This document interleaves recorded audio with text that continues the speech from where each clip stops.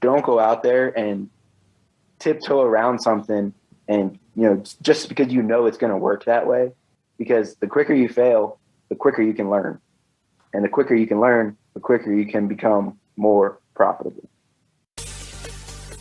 Ladies and gentlemen, farmers, ranchers, and distinguished guests, thank you for listening to the Farm4Profit podcast, where we discuss the latest ideas, methods, trends, and techniques available to help your farm achieve higher levels of farm profitability. The Farm4Profit podcast is co-hosted by Tanner Winterhoff, the Iowa Bankerman, and David Whitaker, the Iowa Land Guy, where in tandem they will share their ideas and advice from industry experts. Thank you again for listening to the Farm4Profit podcast. Remember, if you aren't farming for profit, you won't be farming for long.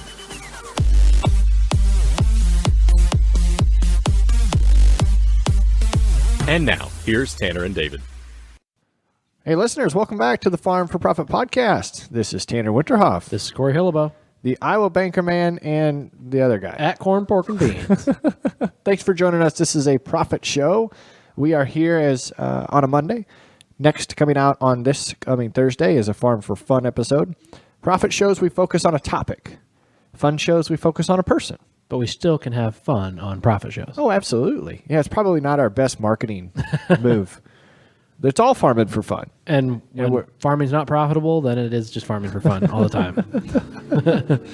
That is pretty good. So listeners, thank you for joining us. Thank you for telling your friends and family about us. Continue to tell more people. We grow with you, and we appreciate you enjoying these shows enough to where you want to share that with them. Also, send us your ideas to farm4profitllc@gmail.com. Also, you can leave us a voicemail or send us a text at 515-207-9640. That's another great way to get those reviews in. Today's listener review is brought to you by Ag Leader. Cab to cab, brand to brand, season to season. They're always there for you. They got the technology to help you steer it, plant it, harvest it, manage it, and do it all efficiently. Yeah, and of course, more profitably. That's why Ag Leader is such a great partner and proud one of the Farm4Profit podcast. But let's dump into a voicemail here from a 402 area code. Where's 402? Is that Nebraska? That's got to be Nebraska. I think it's Nebraska. All right, here we go. I just love this podcast. I can listen to strong arm boys talking to my pretty little mouth all day long riding the tractor. Keep on giving me the good stuff, boys. Herbert out. Is that Herbert the pervert?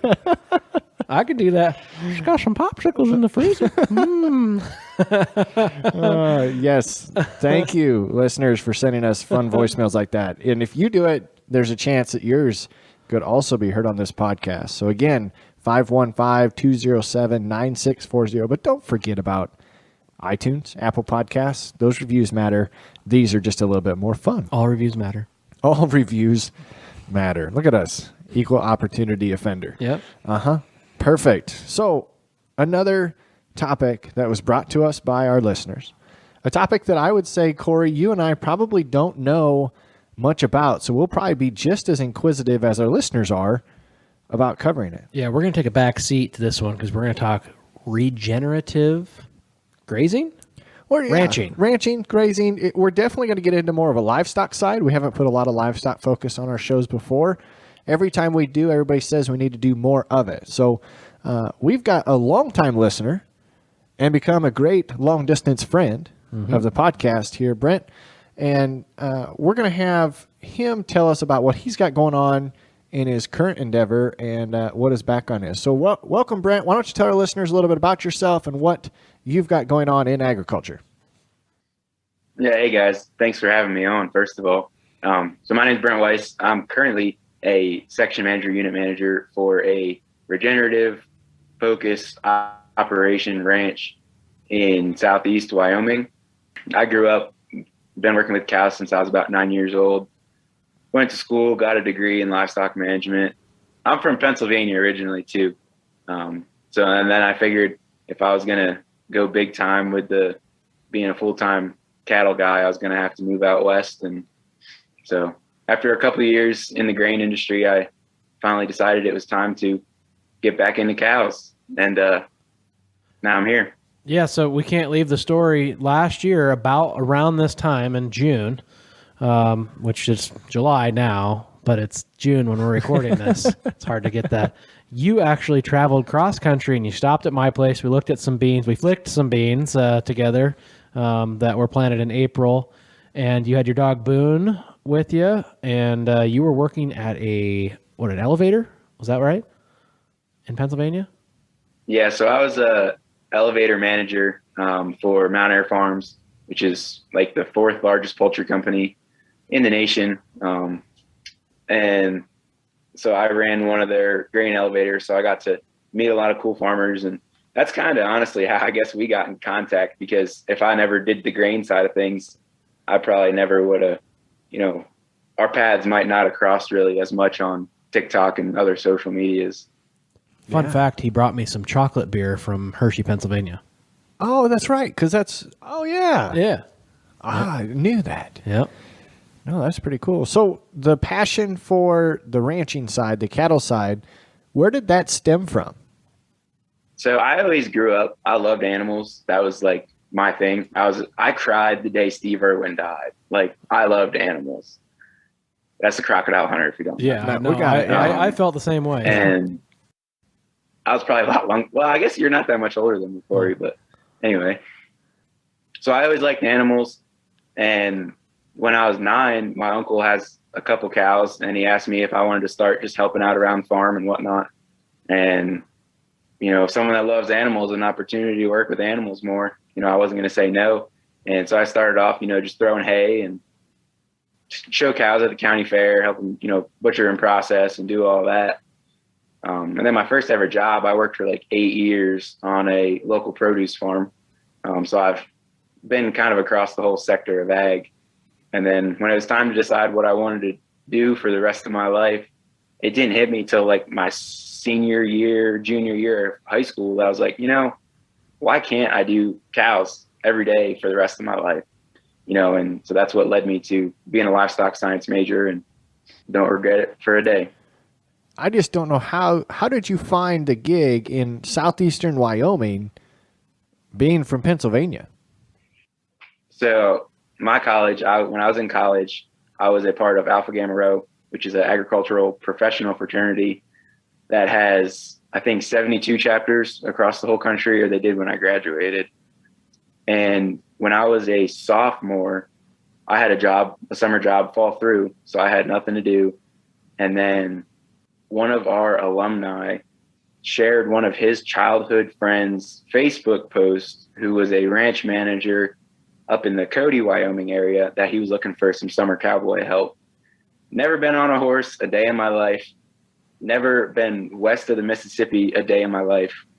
And I pretty much was like, if this is something I want to do and this is something I love, you just got to throw caution to the wind and just do it. That's what you're doing now, is you're cowboying? No, I'm not a cowboy anymore. That was just a one summer thing. I kind of, I wanted to get more into the just simple management, cattle management. And I would honestly, I'd love to be back horseback and doing all that stuff. But, I had to do what I had to do to, get back into the industry. And, I found a place that fit, the regenerative kind of management style. And I don't regret it for a day. It's been a great, year. I started here yesterday, a year ago, and it's been easily one of the best years of my life. Oh, that is so cool. But now I'm curious. So you said regenerative, we've been talking about it. What does that actually mean? So as you know, even on the crop side and just in food and agriculture in general, there's a lot of buzzwords out there, and you could list them probably till kingdom come. But regenerative, to me anyway, is not just a buzzword or a marketing scheme, because at the end of the day, people that are regenerative, a lot of them aren't doing it just to turn a better dollar. So to me, my personal kind of the way I look at regenerative is that we are ranching in sync with nature to build a healthy ecosystem, but starting all of that with beneath the ground with the soil. Because the soil really, if you look back at modern history, ancient history, the Romans, the Egyptians, the Greeks, A lot of those civilizations downfall was that they got so big that they just absolutely ruined their soils, and they couldn't feed that giant kingdom. They couldn't feed their armies. So when another stronger army came, they just wiped them out. So really, soil health is kind of the foundation of civilization, if you ask me. Yeah, I saw a tweet the other day that said civilization, all of our history can be taken back to a 6-inch layer of topsoil and the fact that it rains. Yeah. And as we know, it has to rain. Yeah. And, we have a little bit more than 6 inches here in Iowa. Right. We're blessed. Or in central Iowa here, we got some pretty deep topsoil. But yeah, I mean, the fact that we can grow stuff to eat, or grow stuff that livestock can eat, and then we eat them. And then we eat them. So is this regenerative focused operation that you are in currently, did you seek out regenerative focused operation specifically, or this was an opportunity that just seemed to be a good fit? So in 2018, so the summer after I cowboyed up in northwest Wyoming, I worked for the Noble Research Institute in Ardmore, Oklahoma. And they are basically, they've rebranded since, and they've rebranded to be a regenerative-based research agricultural company. So that's where I really started to get interested in soil health and system dynamics, and how you do one thing and it helps another thing. So when I was moving back into the cattle world, it wasn't a 100% like I want to be at a place that's regenerative. But it was something that definitely, when I saw, we do rotational grazing, we have a regenerative mindset, it was definitely like, yeah, I'm going to shoot these people an email and at least see what they're about. You kind of explained regenerative comes back down to the soil. What isn't regenerative? How are we, let's see, regenerative isn't the bulk of the industry, correct? Tradition. Yeah. What makes it different, or what is the traditional way of doing it? I think for a long time, and this goes beyond ranching, this just goes into agriculture, and I understand why it's happened. Everyone's just kind of focused on output. If we can make the fattest steers, if we can harvest the most corn, most bushels per acre, we're going to make the most money. And for a long time, focusing on the outputs has just degraded the soil, because we're putting chemicals on the soil. We're putting a lot of fertilizer, pesticide, stuff like that, which is really just a Band-Aid for the soil. You're not healing that soil. You're not doing anything positive. It might not be as negative as some people want you to believe, but putting all this stuff that for, since the world was created, whatever you may believe, that wasn't a factor until how many recent years since we've had, especially synthetic, kind of pesticides and fertilizers and stuff like that. And that's not to say you can't use them. We still have places we spray and fertilize and do stuff like that. But just be mindful of what you're doing. And that's what I think, you obviously you want the best output. You want to have the best yields. But there's another end to that, because, if you're not putting in, $1 to make $1.50, if you're only putting in 75 cents to make $1.50, you're going to be more profitable too. And there's a lot of ways that you can heal the soil and have better yields and better output without more input. If that's easy to follow, I don't know. Well, I get it. I think that society is starting to push us that way. Obviously, the biggest thing lately has been the carbon credit programs that are starting to emerge to incentivize row crop farmers to adjust their practices in a format in order to qualify for these credits. But I want to kind of bring us back into the ranching aspect of this episode, the livestock and grazing focus on the regenerative side. So compared to what traditional ranching might have been, what are some things that can be done on the grazing and ranching side that can make it more of a regenerative operation? So I think the number one thing you're going to see with regenerative ranching, and probably the easiest thing for people to do, is to get more intensive and do some rotational grazing. So, I mean, there's ranches around us that they put cows out on summer pasture and say, see you in the fall. And, they'll check them, obviously to make sure they don't have sickness and stuff like that. But with our operation, currently I'm moving cows every 2 to 3 days to a new section of pasture. And I'm hoping next year my unit's going to get down to one, moving every day. And we have other units that are on other parts of the ranch that are currently moving every day. And basically what you're doing by doing that is you are going in. So basically we'll put 12 and a half pairs on an acre. So it's a bigger scale, but not to talk numbers because I know how that is in ag. We're basically putting 12 and a half pairs on every acre of grazing. By doing that, those cows are going through and just eating everything because they don't have the ability to walk over to the east end and, eat some good grass, some nice green stuff, and then walk over to the south end and eat some more good green stuff and then go get a drink. And then a couple of days later, when that other good stuff has regrown, minusculely regrown, they just go and top that back off.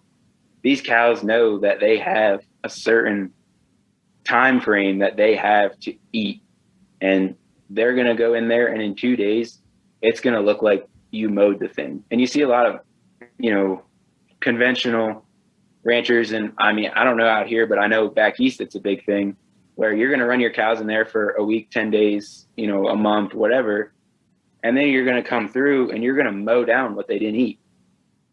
Well, by mowing down what they didn't eat, that's forage that you are wasting. There's no other way to put it, because if you're just mowing it and it's going back, and laying and baking on the ground, it's more or less wasted because the cows could have eaten it and the cows could have converted it to my favorite thing in the world, which is beef.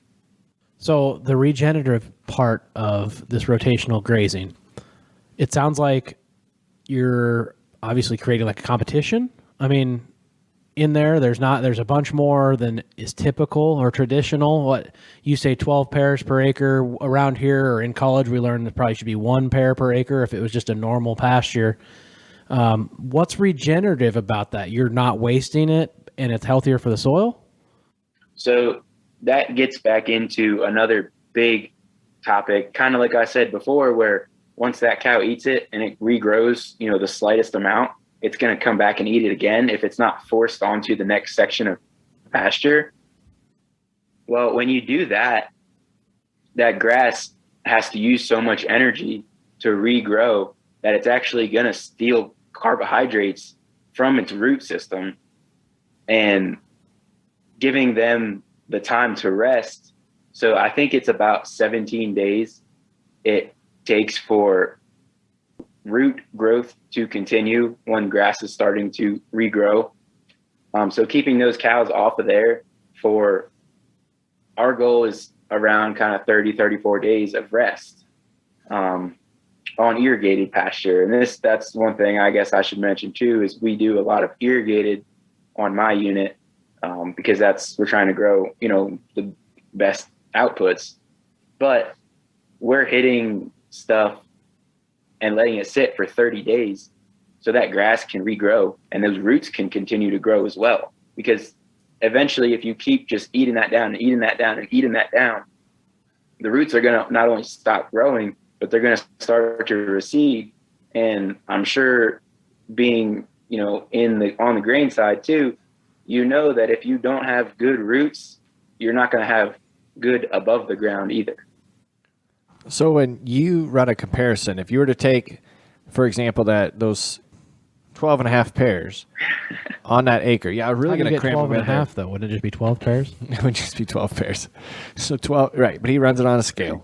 So it might be 2 acres and 20. Yeah, anyway, when you look at a comparison side of things versus just open grazing, does it take less acres for a herd doing rotational grazing, or is it pretty comparable?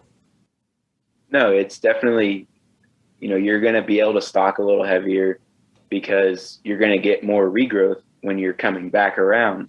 So, I don't know, I can't think of like an example of numbers and stuff right now, but it's not, I mean, you're not going to go out and quadruple, the amount of animals you're going to have on that land. No, but you might be able to stock 10% or 20% more.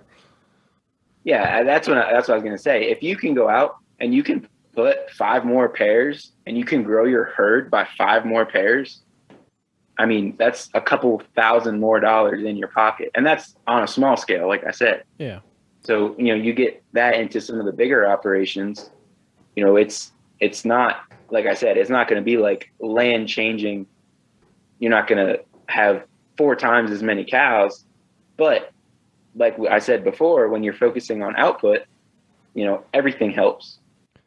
Right. And that's where I sit and just for comparison's sake, trying to think of, there has to be an incentive to do this more than just being a better producer or taking better care of the environment. I mean, that's a big focus, but there has to be a profitability aspect to this. Otherwise, you can't win.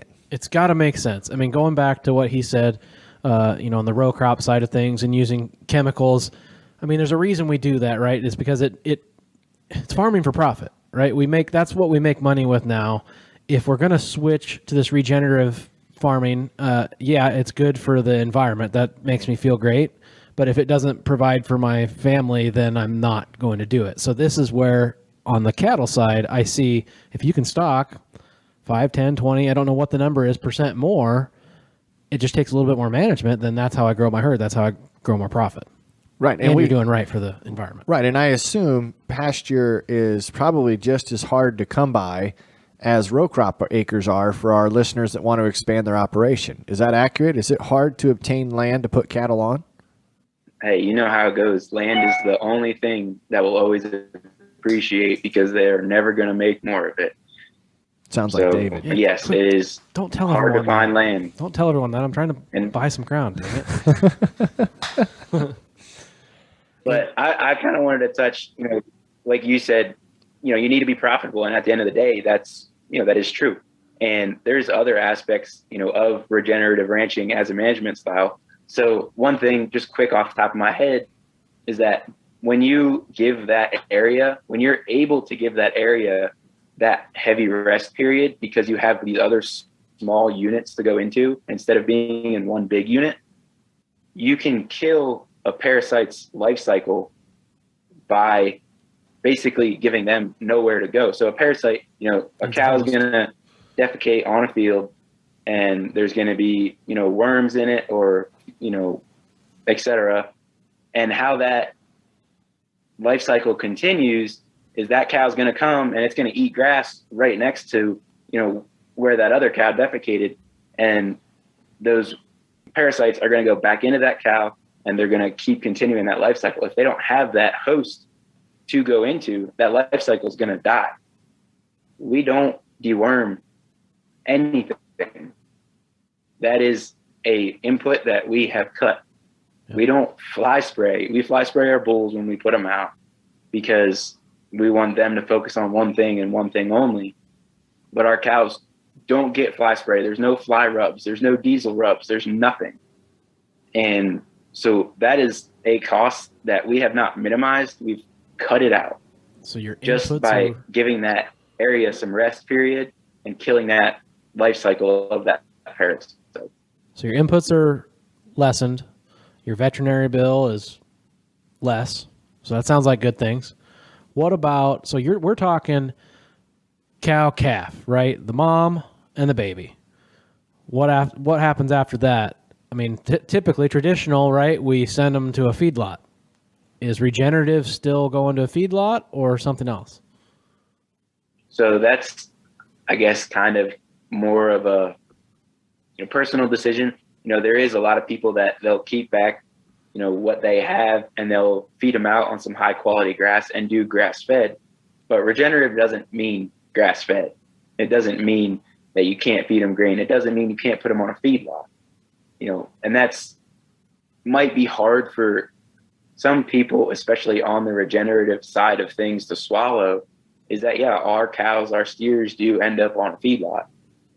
Yes, ideally down the road, our cows wouldn't go on a feedlot, but you can only do what you have control over. And there's just not a demand for those grass finished steers that would meet the supply of, regenerative cow calf operations. Yeah. I just want to highlight that because there's several people in the regenerative. I don't know much about it, but regenerative people on, like, say, TikTok that I follow really lean towards that granola crunchy, towards the organic feel. It feels like that talk, right? So it's refreshing to hear you say that, and I think there's a place for everything. I think there's a place for organic and a place for grass-fed and all that in this world, but obviously markets and economy 101 is going to drive that. And I love a grain-finished steak.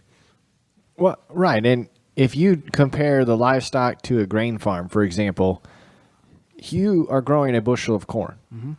And you can't tell me that someone could walk up to a bushel of corn that was grown with regenerative practices versus those that are grown with conventional practices and tell me that there's a difference in that bushel of corn. Now, we do know that the marbling in beef from grass-fed versus grain-fed is different. But ultimately, a calf at market, do you see a difference, Brent, when you get to selling your calves, however you go, to sale barn or you're on contract, whatever it is, do you notice a difference in value between the sale of your calves versus someone who may not be using regenerative practices? So first and foremost, so the ranch I work for, and just to reiterate again, I don't own the operation. I'm not family. I'm a hired hand at the end of the day. But this ranch has been in this area, has been around for over 100 years. So they have a reputation of growing good cattle. And a lot of that comes from the fact that back in, I think, the 80s, maybe, they started doing hard rotational grazing. And while regenerative might not have been a term back then, the Thaler Ranch was doing it.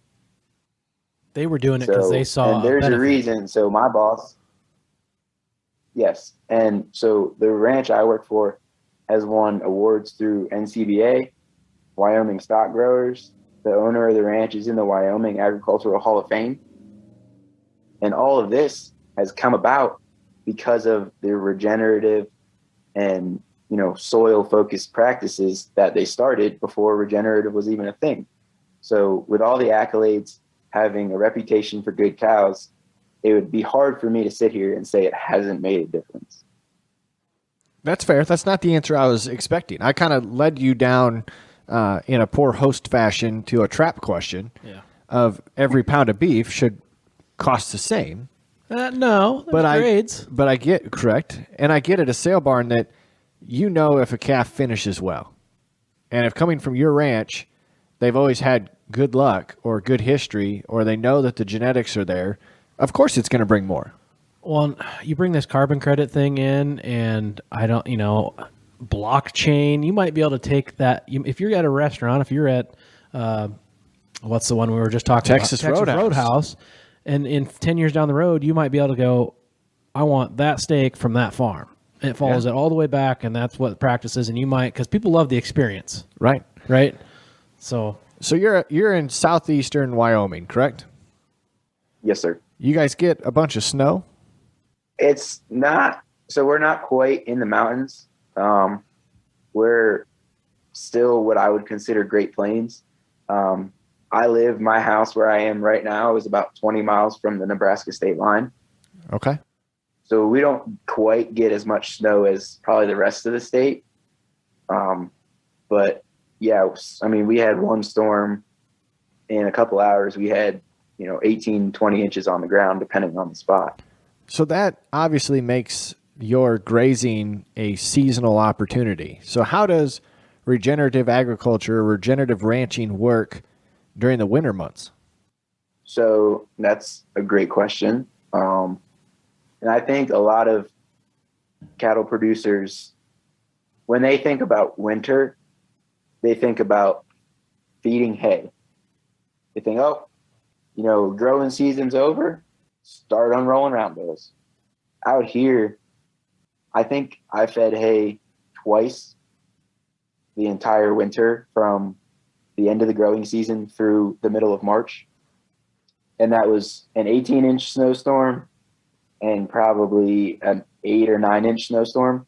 So for obvious reasons, the cows can't get to any grass that is left on the ground, because what we do is we have tons and tons of rangeland that we don't touch through the growing season. And then come fall and winter, those cows are out there and they're eating. Since we are such a dry climate, it doesn't quite work as well if you get into back east or to the south or probably even the Midwest because of, residual moisture in the air. But we're so dry that basically we have standing hay that is growing out of the ground, and we don't have to cut it. We don't have to put those man hours, those machine hours. The cost of diesel is outrageous right now. We don't have to bale, hay to get through 4 or 5 months, 6 months of feeding hay, because we just let the forage stockpile. And I understand, growing up in Pennsylvania, you're going to have to feed hay because, after a couple months, that standing forage is going to start to mold and it's going to start to grow toxins and stuff like that. But where you can, having standing forage is an absolute benefit. So are you intensively moving the cattle during the winter too, or is it just a massive rangeland, more traditional? It's kind of in between. We're still divided up more than, we could be. We could just have them say, hey, we wean calves. Let's put the cows out on the mountain and we'll go get them right before calving and, do that. But I think in the winter, the most I had cows on one section of land, and just because of the size of the section, was a month. And the difference with that is you're not killing those roots because you're not in the growing season. It's dormant. So once that cow eats off that forage, it's gone. It's not going to grow back. So they can't just continually hammer that same plant and kill its root system. They still might browse and pick what they want over something else, right? Does that hurt anything? Yeah, you're not going to go out in the winter and you're not going to get them to, for one, yes, they're on a bigger area, so they can be more selective on what they want to eat and what they don't want to eat. And two, everything's dead, it's dry. So some grasses are just rough. I mean, even the cows, they're just not palatable. So they're not going to eat them in the winter or, when it's not the growing season. So yeah, they're going to be more picky. You're not going to get that, that almost golf course mowed lawn look that I get, putting 12 and a half pairs on to the acre. But them cows are still out there knowing that. And that's another thing, is by getting them like that in the summer to where they just go out and eat whatever they see, they'll probably eat things, on winter range that if you went and bought a cow from anywhere else, even another operation in this area, and you put them on that same pasture, there's probably some different plant species that they won't even touch, that the cows that have been on this ranch for 8 years are just gobbling down. Okay, so that brings two questions to mind. So first, are you then selective in your herd? Like, are you managing the physical herd based upon how well they graze in your operation? So when it comes to cattle, the easiest way to tell how a cow is grazing is to, one, look at her condition. If she's not doing well in your system, she's going to either have a small calf, she's not going to come up bred, and we get rid of pretty much everything that's not bred at the end of the breeding season. Basically, those cows are going to stand out because they're not going to be bred. They're going to wean small calves. They're going to go lay by the water tank when it's hot outside. They're not going to shed out, because that's very nutrition related, is how they shed out. So they're going to have scraggly winter hair in July. Their feet are going to go bad. all of these things, when you might look at it and say, oh, that's, I don't really like that about that cow. That's because she doesn't fit your operation. So get rid of her.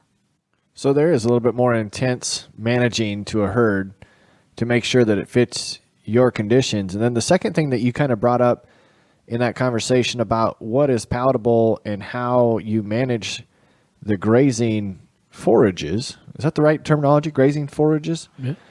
Are you seeding these pastures? Are you seeding these grounds with different types of biodiversity, or is there different types of, gosh, why am I struggling for a word? Plants. Crops, plants? Legumes, grasses. Yeah.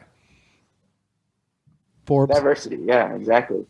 So, and that's another big thing, just looking at a regenerative mindset is, to me, you could take me out in a thick, lush, green pasture full of straight orchard grass, and I would turn my nose up to it because it's just grass. I mean, the benefit of legumes. They fix nitrogen. They put that nitrogen back into the soil. When you look at, so there's down in like South Texas and, that kind of area, you always hear about mesquite. The reason mesquite is so rampant down there is because while it's more of a tree, it's leguminous. So that tree is doing two things on degraded soil. Three, actually. It's putting down big tree roots and breaking up the soil aggregate. It's providing shade, so the rest of the soil under that tree is not baking in the hot Texas sun. And it's also fixing nitrogen. So that's why mesquite pops up so much. And that's the same with a lot of weeds, a lot of broadleafs, is because when you degrade that soil, it wants to heal itself. So it's going to grow things that are going to provide shade to keep soil temperature down. It's going to put a big taproot down to help break up compaction. It's going to fix nitrogen. And that's why you see when people just run these pastures to the mill, that latent seed bank, it's going to say, hey, we need to start growing some other stuff here because what we're growing right now isn't working. So what's your mix? Are you guys manipulating the pastures, putting a special mix in, or are you letting nature do it? So a lot of it depends, on the, exact pasture, basically. We do have some improved pasture seeded ground, which is mostly under irrigation. Because you got to remember, we're in a high desert situation. We get on an average year, I think it's like 15, 16 inches of rain. And so far this year, since the growing season started, I think including a snowstorm, so including the snow melt, we have gotten less than 2 inches of precipitation. Whoa. So we don't have the ability to just tear up ground and plant unless we have that irrigated pasture. So yes, we do have, some stuff where we have alfalfa, clover, and stuff like that seeded in, but then we also have natural range where it's a lot of crested wheatgrass and stuff like that just grows naturally here. I got one more question on, you mentioned carbon credits earlier, and those are coming, and they're really kind of hard for a lot of people to grasp, but we kind of know what they're doing. We have it for crops. Do you guys have it for rangeland? Is that something that's coming to that side of agriculture? Honestly, I have no clue. I mean, because I'm thinking about this, if it's regenerative and it's helping the environment and all that, I mean, why wouldn't there be carbon credits for that? I bet there is. Someone's got to have it. Then you could be like carbon neutral cattle.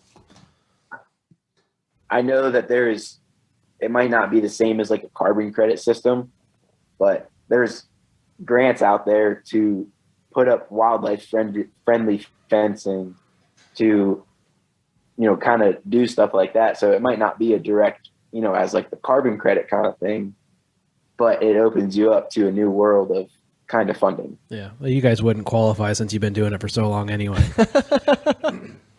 But wouldn't that just chap a lot of people if you could create carbon neutral beef? They probably are carbon neutral in a way.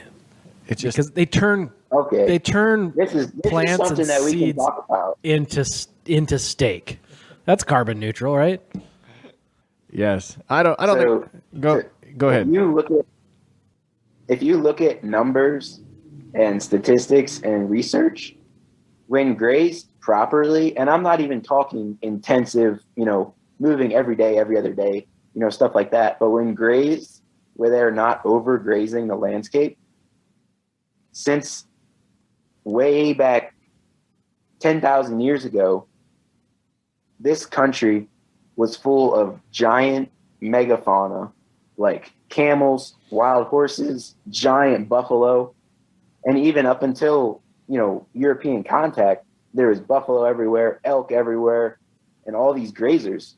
So this land evolved over such a long period of time being grazed. So there's areas where you can go in there and graze it, and by breaking up that soil, by hitting that forage hard, you're going to see plant species there that you haven't seen there in 100 years, because those seeds are just sitting in that latent seed bank, but they don't have the opportunity to grow for whatever reason, because the soil's too compact, because it's just getting outcompeted right away by a faster growing forage. So we're supporting, by grazing properly, supporting healthy grassland ecosystems, which in turn are pulling carbon out of the air. So, and storing it in carbon sequestration into the ground.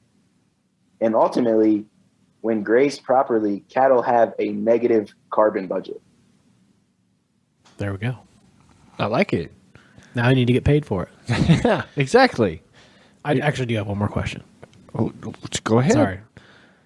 What do you think is the biggest, naysayer of regenerative farming? Like, why would someone that's doing it traditionally say, I'm not doing that?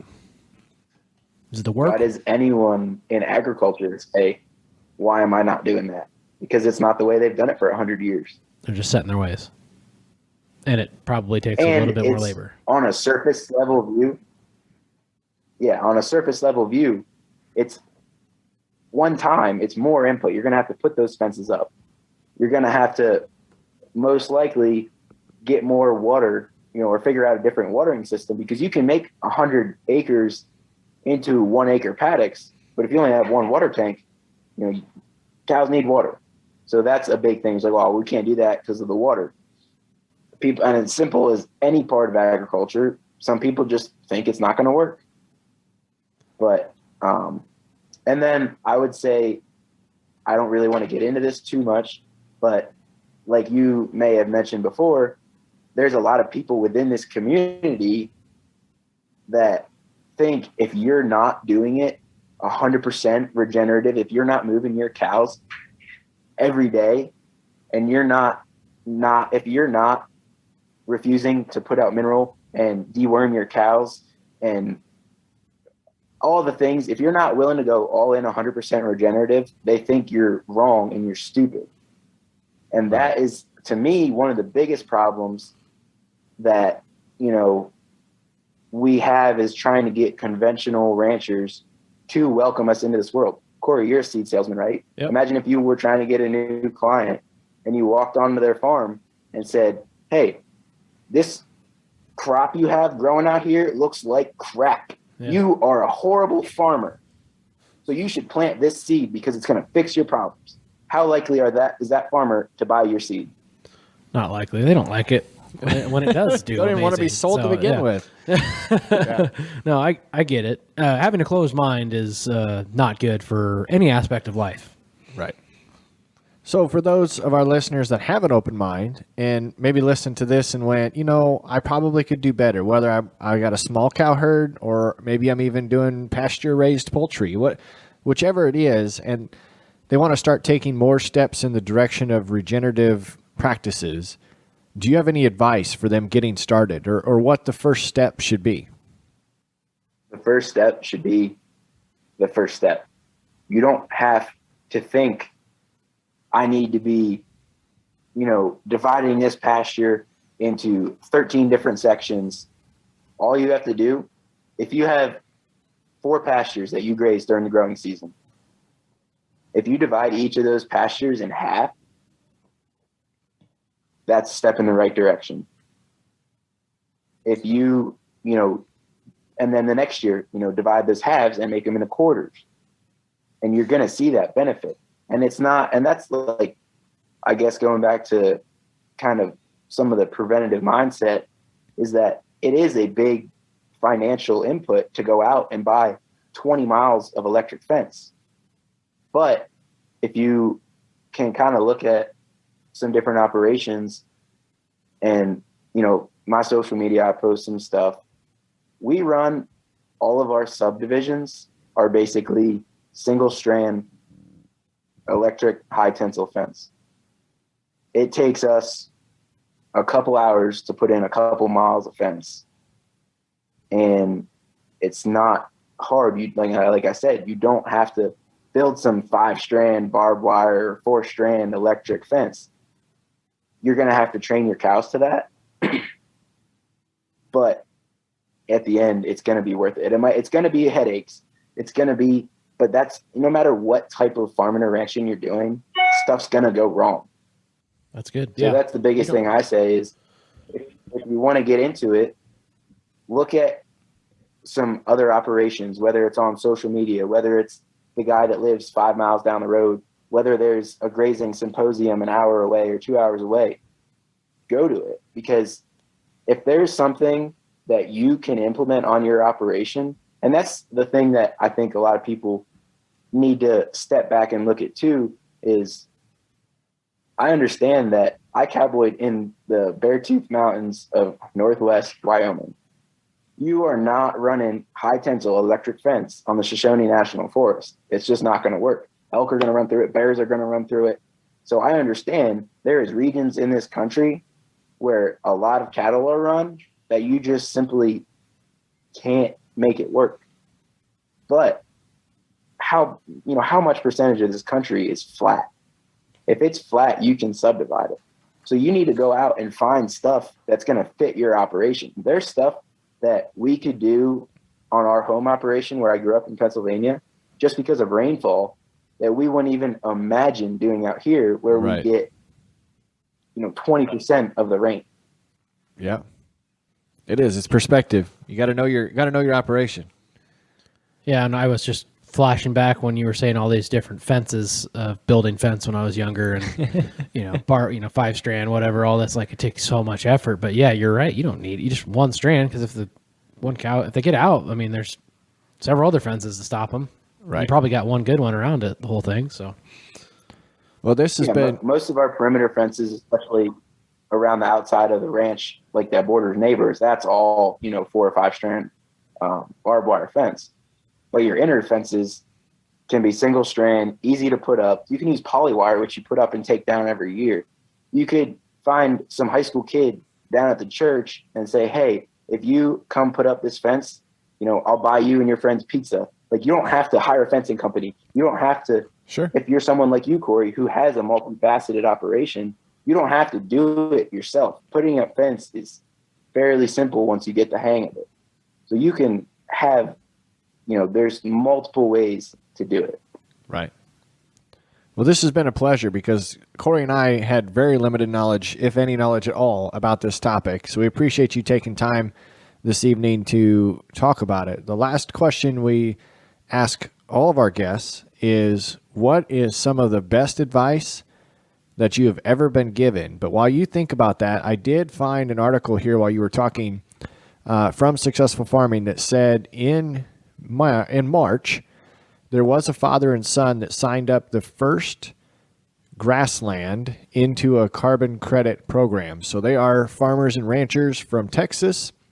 They are now teaming up with 2 entities, it does not say which 2, destined to open doors for ranchers nationwide for the marketplace of carbon credits. So it doesn't sound like it's very widespread yet, Corey, but it's on its way. And if you are doing regenerative practices, there are corporations, as it says, looking for ways to offset their carbon emissions and are targeting ranches with practices of regenerative grazing. So, quote from the article, if Successful Farming said it, it's got to be true, right? There you go.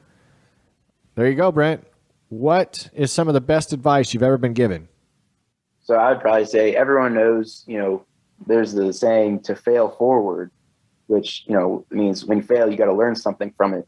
But I think the best advice I've been given, especially in agriculture, but in life in general, is to fail forward fast. So don't go out there and tiptoe around something and, just because it's going to work that way. Because the quicker you fail, the quicker you can learn. And the quicker you can learn, the quicker you can become more profitable. I like it. That was well spoken. Yeah, rip the Band-Aid off. Rip it. All right, I'm going to do my best to summarize, Corey, and then you can do the challenge. All right.